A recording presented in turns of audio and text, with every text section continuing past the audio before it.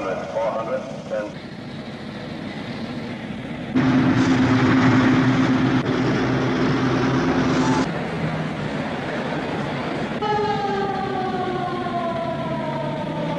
In June of 1980, the people of Tennessee were witness to a transportation project of major proportions.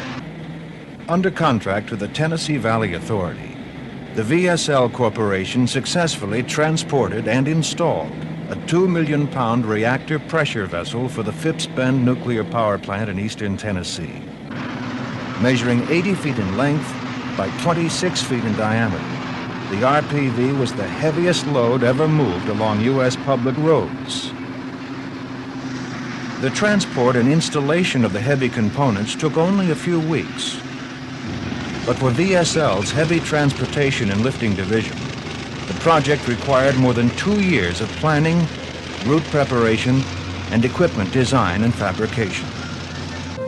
The requirements were tough. There were 47 miles of public roads to travel, with grades of 8% uphill, 10% downhill, and cross slopes of 10%. The physical preparation of the route began 8 months prior to the move.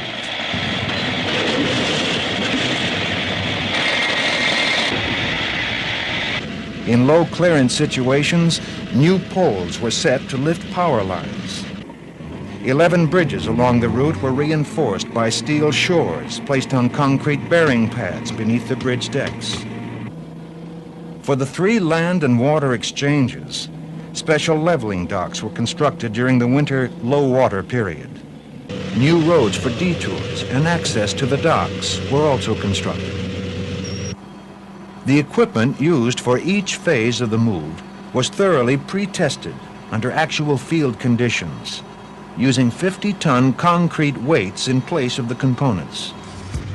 Before delivery to VSL, the RPV and other components were sent by barge from Memphis to Knoxville.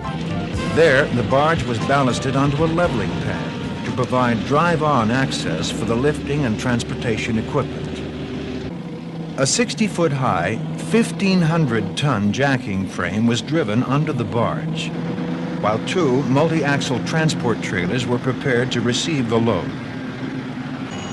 Each trailer was assembled from modular units in a 12-axle, 24-foot-wide configuration, with a load capacity of 825 tons. 2 tie rods were used to connect the trailers and to keep equal distance between them. After hoisting the RPV approximately 10 feet, the trailers were driven beneath the load and the RPV was lowered onto the bolster beams.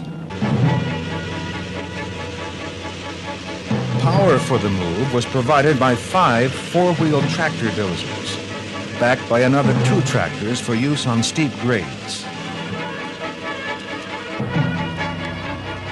A total of 384 tires transferred the load to the ground. For maximum maneuverability, each set of 4 tires was mounted on a hydraulically operated axle assembly, which controlled the turning angle of each module. An hydraulic leveling feature automatically adjusted to irregular surfaces, grades, and side slopes.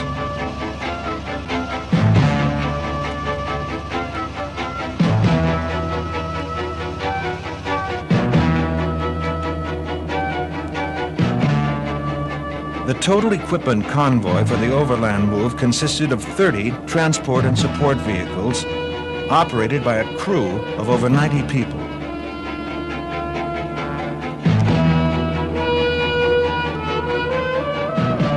Once on the Tennessee highways, the convoy spanned a distance of 2 miles. Along the route, it was often necessary to cross underground lines and culverts that could possibly collapse under the load. In these instances, portable steel ramps were employed. Where there was insufficient clearance beneath an Interstate 40 bridge, a 100-foot detour road was built.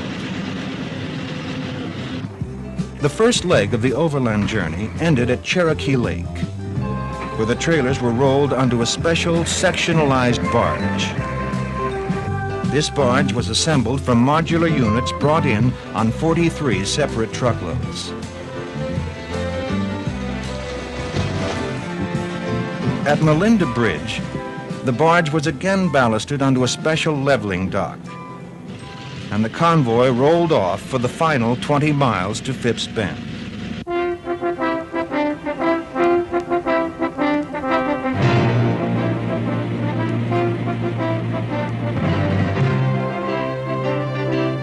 Several grades of up to 10% were negotiated on this leg of the journey. Finally, after 3 years of work, the move was nearly complete. The arrival at Phipps Bend was followed by the lifting and installation of the RPV.